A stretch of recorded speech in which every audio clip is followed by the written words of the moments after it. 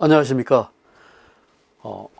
일반 기계기사 필기시험 2014년 4회차 네 번째 시간 기계 재료 및 유압 기계에 대한 내용을 가지고 설명을 하겠습니다. 자, 61번 문제 보면은 델타 메탈이라고도 하며 강도가 크고 내식성이 좋아 광산기계, 선박용 기계, 화학기계 등에 사용되는 것은 델타 메탈 하면은 우리가 보통 얘기하는 철황동을 이야기합니다. 철황동, 델타 메탈. 그리고 내식성이, 황동은 특히 내식성이 좋죠. 그렇기 때문에 우리가 내식성이 좋아서 광산기계나 선박용 기계 등에 많이 사용하고 있다. 철황동의 경우는 항동이 4고요. 철이 4. 6대 4. 4대 6이죠. 4대 6. 황동이, 철황동이라면 6대 4 또는 황동이 기준으로 보면은 4대 6. 이런 식으로죠. 이렇게 해서 내식성이 좋고, 주로 강산기계, 선박기계 등에 주로 많이 사용된다. 이렇게 알고 있으면 되겠습니다. 자기변태의 설명으로 오른 것은, 자기변태에는 특히 A2 변태가 기준이 돼요. 변태는 보통 보면은 우리가 가장 큰 변태가 델타 변, 델타철, 감마철, 그다음에 알파 변태가 자기 변태죠. 알파가 이제 A1 변태부터 해서 A0 변태, A1 변태, A2 변태 이렇게 있죠. 온도대로 하면 이렇게 쓰면 안 돼요. 온도 기준으로 쓰면은 감마철 다음에는 A2 변태가 되겠죠. 그다음에 A1 변태, A0 변태, 온도 기준으로. 델타 변태는 이제 완전히 철이 녹아 있는 상태를 말하고요. 알파 변태는, 감마 변태는 오스테나이트라고 해서 926도 기준이 되고요. 다음에 A2 변태는 276도나 또 273도의 숙도 뭐 이렇게 얘기하죠. A1 변태. 그래서 A2 변태 기준이 자기 변태인데, 그 자기 변태인 경우는 상이 변하지 않고 자기적 성질만, 자기라는 말 자체는 마그네틱, 그 전자적 성질만 바뀌는 거예요. 그래서 성질만 바뀌는 주 변태 기준이 강자성체이면서 순철의 자기 변태가 A2 변태 768도 이 정도 되겠죠. A2 자기 변태 같으면은, 그렇죠. A2 변태 700도입니다. 760도, 뭐 770도 사이 이렇게 얘기하면 되겠어요. 그래서 상은 변하지 않고 자기적 성질만 변한다. 이렇게 하고 있습니다. 진화법과 침탄법을 비교 설명한 것으로 틀린 것은, 보통 우리가 침탄법 하면은 코커스라든가 또는 숯이라든가 이 석탄에 늘 기준으로 해서 주로 코커스하고 숯을 얘기하면 됩니다. 이걸 갖다가 어떤 제한된 공간에다가 쇠를 집어넣고 숯이나 또는 코커스를 넣은 다음에 고온으로 가열을 하죠. 가열을 하게 되면은 그 내부에서 전기가 발생되면서 탄소가 침척이 됩니다. 쇠에 침척이 돼서 쇠가 표면이 단단해져요. 그래서 초표면 경화법의 일종이에요. 그 다음에 진화법이라고 하면은 암모니아 수도 될 수 있고요. 암모니아 기체를 이용할 수도 있습니다. 주로 암모니아 기체를 이용하는 기준은 제한 공간에 쇠를 집어넣고 가열을 하는데 약 한 침탄법보다는 좀 낮은 온도가 되겠습니다. 한 500도에서 550도. 침탄법은 한 700도에서 한 800도 이렇게 되죠. 그래서 가열을 한 다음에 거기에서 나오는 질소가스가 금속 표면에 침착이 되는 그러한 경우예요. 근데 그 차이는 뭐냐 하면은 침탄법은 반드시 하고 난 후에도 열 처리가 필요합니다. 침탄은 열 처리를 해야 되고, 진화법은 열 처리가 필요 없어요. 열 처리가 필요 있고. 그래서 그 강도적인 측면은 어떤 질화법이 더 강합니다. 그래서 강도적인 측면은 질화법이 더 강하고 또 열 처리 필요 없고 침탄법은 열 처리해야 되고 강도적인 측면은 질화법보다 낫다. 침탄법보다 질화법의 강도가 높다. 그래서 이거 맞죠? 틀린 것을 찾고 있습니다. 침탄법은 침탄 후에도 수정이 가능하지만은 질화법은 질화 후에 수정은 불가능하다. 자, 그다음 세 번째, 침탄은 침탄 후에 열 처리가 필요 없고, 침탄은 필요 없고, 질화법은 열 처리가 필요하다. 이게 틀렸죠. 침탄법은 침탄 후에 수정이 가능하지만은 질화법은 수정이 불가능. 수정이 가능하다는 것은 가열 온도를 다시 한 번 더 조절한다거나 이렇게 해서 강도적인 측면을 더 높인다거나 이렇게 할 수 있다는 거고요. 침탄법은 경화에 의한 변형이 생기지만은 질화법은 경화에 의한 변형이 적다. 이런 기준이 있습니다. 그래서 여기서는 침탄법은 침탄 후에 열 처리가 반드시 돼야 되는 거고, 질화법은 열 처리할 필요가 없다는 것이 특성입니다. 강에서 열 처리 조직으로 경도가 가장 큰 것은 보통 우리가 이제 마르텐사이트 가정, 마텐사이트, 또 마르텐사이트 똑같은 말입니다. 마르텐자이트라고도 하고 좋아요. 마르텐자이트 다음에는 투르스타이트라고 그러죠. 투르스타이트. 경도적인 측면에서 마르텐사이트, 그 다음에 투르스타이트. T라고 이렇게 써도 좋습니다. 그 다음에 투르스타이트 다음에는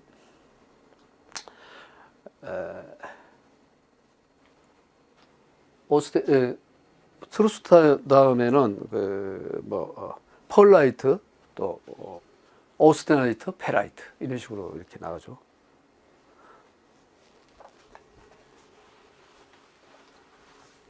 그래서 여기서 가장 강도가 큰 것은 마르텐사이트가 됐습니다. 이 중에서 이제 두 번째로 큰 건 펄라이트가 되고 오스테나이트, 페라이트 되고 이런 식으로 순서를 여러분이 알아두면 되겠죠. 그 다음에 이제 소르바이트라고 있는데, 그러면 그냥 우리가 ABC 수준으로 쓰면은 마르텐사이트를 M이라고 쓰면 되고요. 그 다음 M 다음에 투르스타이트, 소르바이트는 S라고 쓰면 되겠죠. 그 다음에 소르바이트 다음에는 여기서 나오는 펄라이트는 P고요. 그 다음에 소르바이트, 펄라이트, 오스테나이트는 A라고 쓰면 되겠죠. A라고 쓰고, 그 다음에 페라이트, F라고 씁니다. 이렇게 해서 한번 이렇게 써서 여러분, 열 처리의 조직은 시험에 잘 나오는 거니까요. 여러분 꼭 알아두도록 해야 됩니다. 가장 기본이, 기계 재료에서는 가장 기본이 되는 거죠. 탄소 강에 미치는 인의 영향으로 오는 것은, 이는 상온 상태의 취성을 가지는 것입니다. 이는 인성과 내식성을 주는 효과가 있으나 청열 취성을 갖는다. 이거는 이제 황이라든가 이런 게 청열 취성을 가지죠.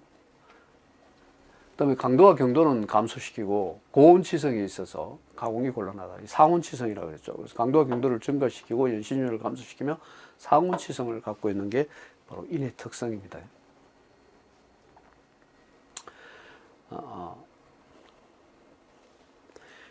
이런 건 황의 성질입니다. 경화능이 감소되는 거, 취성이 강하고요. 기계 성질이 해로운 거, 이런 것이 이제 황이 되죠. 그래서 인과 황에 대한 성질을 여러분 반드시 머릿속에 좀 넣고 있어야 돼요. 주조성, 가공성, 내마멸성 및 강도가 우수하고 인성, 연성, 가공성 및 경화능 등이 강의 성질과 비슷하며 자동차용 주물로죠. 여기 힌트죠.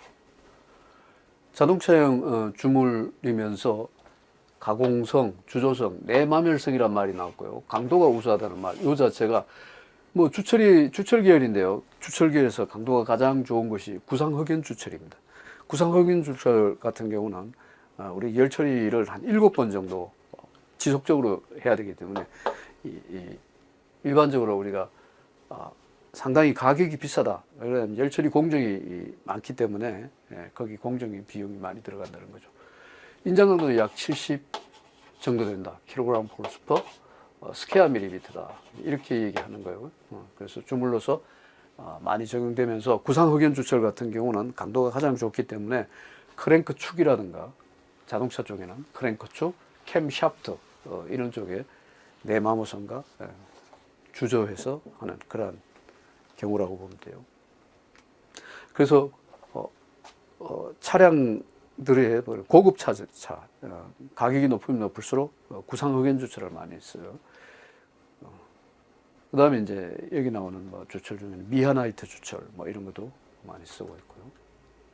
고속도 공구강에서 요구되는 일반적 성질과 관련이 없는 것은 고속도 공구강을 하이스피드 스틸이라고 하죠. 하이스피드.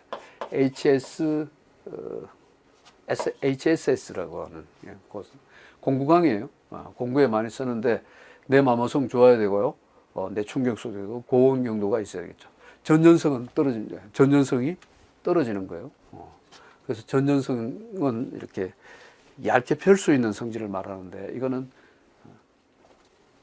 주로 탄소 함량이 아주 낮은 순철 계열이 전전성이 좋고 고온 경도는 내충격, 내마모성은 바로 고속도강이죠. 따라서 답은 고속도강이 되겠습니다. 톱날이나 주뢰의 재료로 가장 적합한 합금은 고탄소강이죠. 이거는 우리가 톱날이나 줄 같은 경우는 쇠를 자르는 거죠. 주로 쇠를 자르니까 단단해야 돼요. 그러니까 여기서는 고탄소강이 되겠습니다. 일반적인 주철의 장점이 아닌 것은, 자, 주철은 주조성이 좋죠. 가장 우수하다고 보면 돼요. 일반 철 중에서. 고온에서 쉽게 소성 변형되지 않는다. 이 틀렸죠. 온도가 올라가면 저절로 변형이 되는데 가격이 강에 비해서 저렴하고 널리 이용된다. 복잡한 형상으로 쉽게 주저된다. 맞죠? 그래서 소성 변형이 되지 않는다가 아니라 고온에서 소성 변형이 쉽다. 쉽게 된다. 이렇게 있어야 되겠죠. 유압류를 이용해서 진동을 흡수하거나 충격을 완화시키는 기계는 유압류를 이용해서 진동을 흡수하거나 충격을 완화시키는 기계. 자, 충돌을 하면은 충돌 완화라는 말이 중요하죠. 요거는 이제 쇼바, 충돌을 줄여주는 거예요. 진동 흡수라는 말하고 두 가지가 다 들어가야 됩니다. 충격 완화에는 뭐 그렇게 들어가고, 뭐 유체 클러치라든가 토 컨버터 유체 커플링은 자동차 쪽에는 트랜스미션 쪽에 들어가는 유압 기구죠. 그래서 유압의 힘을 이용해 가지고 유체의 힘을 이용해서 동력을 크게 만들어서 전달할 수 있는 것이 바로 유체 클러치 또는 유체 커플링, 토 컨버터. 전기 모터나 내연기관 등의 원동기로서 공급받은 동력을 기계적 유압 에너지로 변화시켜 작동 매체인 작동류를 통하여 유압 계통의 에너지를 가해주는 기기는 전기 모터나 내연기관 등의 원동기로부터 공급받은 동력을 기계적 유압 에너지라고 하는 거예요. 공급받은 원동기에서 기계적 유압 에너지 여기죠. 동력을 공급받아서 원동력 유압 에너지를 변환시키는 작동 매체, 작동류를 통하여 유압 계통을 에너지로 하는 것. 이거는 이제 우리가 유압 계통의 작동류를 통해 가지고 유압 계통의 에너지를 가해주는 것이죠. 가해주는 것. 그리고 우리가 일반적으로 보면은 유압 모터다. 유압 모터는 동력을 공급받아 가지고 유압 에너지를 변환시켜서 작동 매체인 작동류를 통하여 요게 이제 이거의 힌트는 작동류 여기까지를 보면은 유압 모터도 되죠. 유압 에너지로 변환시키는 건 유압 모터가 되는데, 그리고 작동류를 통하여 유압 계통의 에너지를 가해주는, 작동류를 보내주는 역할을 한다는 거죠. 유압을. 그러니까 에너지로부터 변환시켜 가지고 작동류로부터 에너지를 가해준다는 유압 밸브가 되죠. 잘못하면 유압 모터라고 얘기할 수 있습니다. 너무 빨리 읽지 말고 이런 거는 좀 읽어보고 한번 생각해 볼 필요가 있죠. 유압 모터나 유압 펌프도 마찬가지. 유압 에너지를 변환시키는 거예요. 그런데 유압 계통의 에너지를 작동류를 통해서 작동 매체인 작동 유압 계통의 에너지를 가해준다.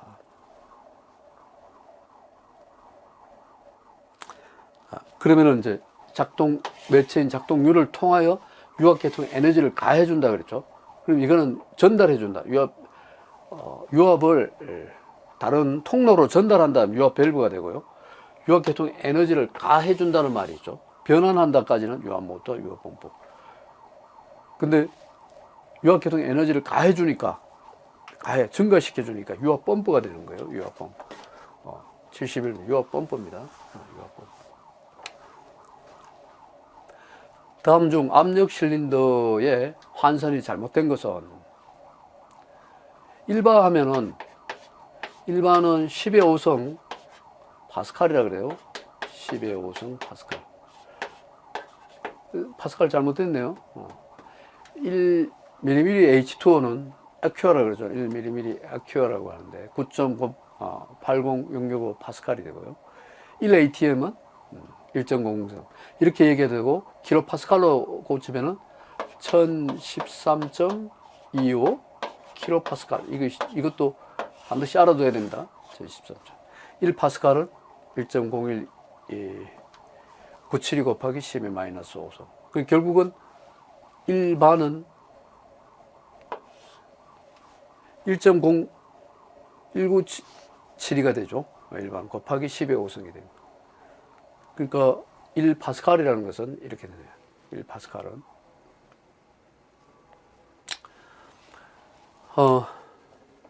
그래서 파스칼을 우리가 바꾸면은 요 단위를 한번 바꿔 봅시다. 1 파스칼은 1바 곱하기 10의 마이너스 5성이 되죠. 1바 곱하기 10의 마이너스 5성이 됩니다. 1바 곱하기 10의 마이너스. 그럼 바라고 얘기할 수 있죠. 반대로 쓰면 되겠죠. 이거를 돌려서 쓰면 1바는 1바 곱하기 10의 마이너스 5성 바. 1바는 1kg 폴스 퍼 센치의 제곱. 1바는 1kg 폴스 퍼 센치의 제곱. 됐죠? 1ATM은 1.01325 곱하기 1.01325 곱하기 그래서 1 파스칼이 얼마나? 1.01972 곱하기 10의 5성 킬로그램 폴스. 됐죠? 3번 같은 경우 1ATM은 1.0132 곱하기 10의 5성 파스칼. 10의 5성입니다. 10의 5성 파스칼. 이것도 반드시 알아둬야 됩니다. 주로 잘 많이 나오는 겁니다. 지름은 15mm의 영광봉에 500kg 폴스의 인장 하중이 작용할 때 생기는 응력은 몇 kg 폴스죠? 폴스 스퀘어 밀리미터인가? 이거는 힘에 대한 응력에 대한 문제죠. 응력은 얼마냐? 시그마는 A분의 P 여기다 바로 대입하면 돼요.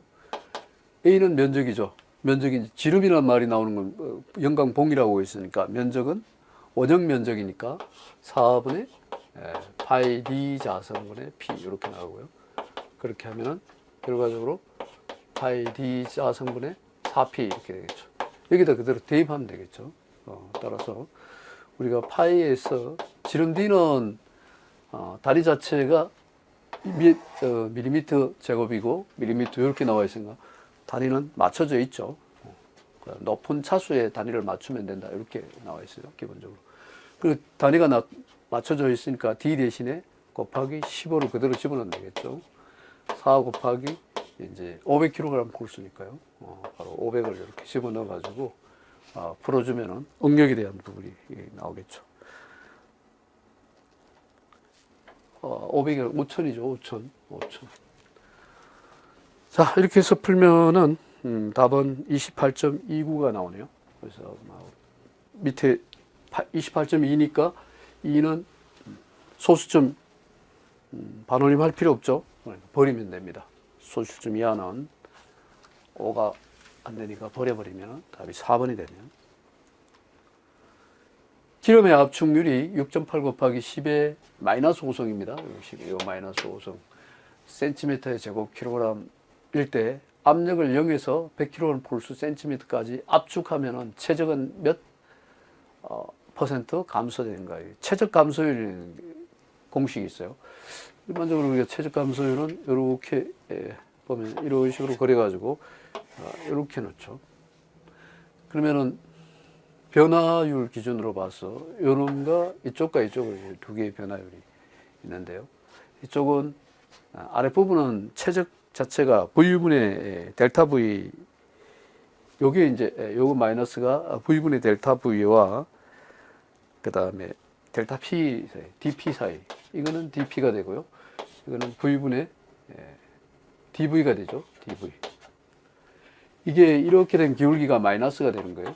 그러면 이거는 결론적으로 dP분의 V분의 dV를 해서 기울기죠. dP분의 V분의 dV.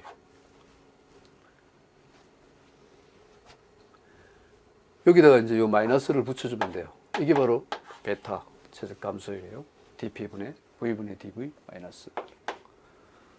기울기가 이렇게 되면 마이너스죠. 감소함수니까. 여기서 우리가 최적 감소율이라고 했으니까 V분의 dV를 구하는데, 여기 마이너스까지 감소율이니까 여기까지 계산해 줘야 되겠죠. 그러면은 마이너스 V분의 dV 이꼬르는 베타의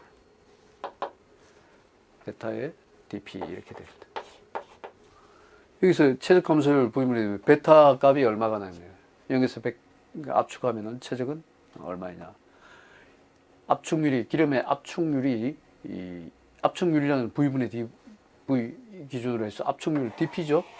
dP가 이렇게 나와 있고, 압력을 0에서 100까지 해서 압축하면 최적은 몇 프로 감소되는가. 이렇게.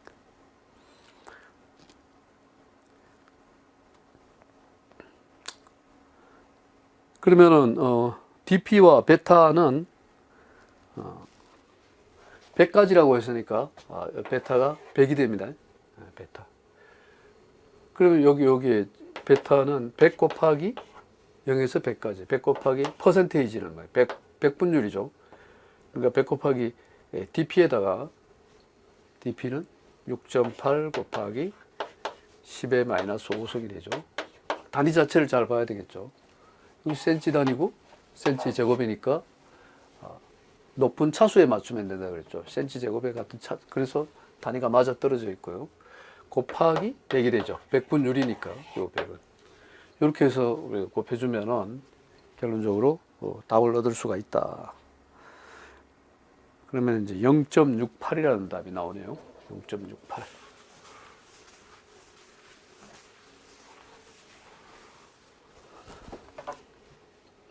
유압기기 통로에서 탱크 또는 매니홀드로 돌아오는 액체 또는 액체가 돌아오는 현상, 돌아오는 액체가 유압 통로를 통해서 간로 탱크 또는 매니홀드 등으로 다시 돌아오는